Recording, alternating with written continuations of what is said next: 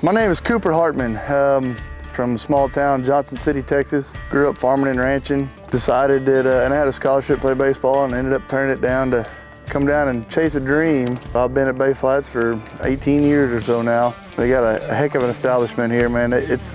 For it to be going that long, they're really doing something right. I fish professionally, and man, just the thrill of competing. I like being able to be able to sight cast mainly. That's probably my favorite. But sight casting is extremely fun. And when you wake up in the morning, you see that sun coming up, and you get up on your tower or whatever you're fishing out of. There we go. And you see a little wad of fish coming at you. There's nothing to get your heart pounding more than that. Man, every time of year in Texas, there's two times. There's spring and fall. I like when it's a little bit cooler. The fish seem to be more active, especially throwing lures. When you get more action on a topwater or soft plastic normally than you do in the summertime. It gets a little hot, fish get a little sluggish. Same in the winter. Wintertime, they get real lethargic. There's some days in Texas, of course, it does get hot in Texas in the winter. So those days when it warms up, they do get active. But I would say overall, probably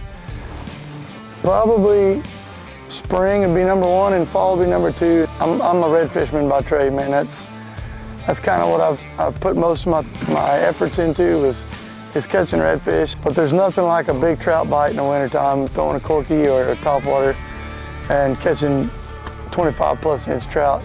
There's really nothing like that. Redfish would be my number one just because it's more consistent throughout the year, and then number two would be going to catch big trout.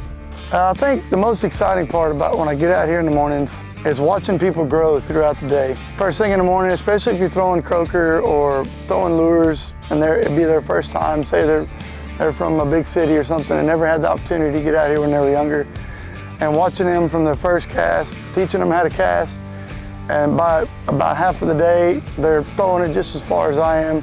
And then once they first get their first bite and they realize that that's a bite, and they know when to set the hook, and everything clicks, and everything, they get to the boat, and everything's just perfect.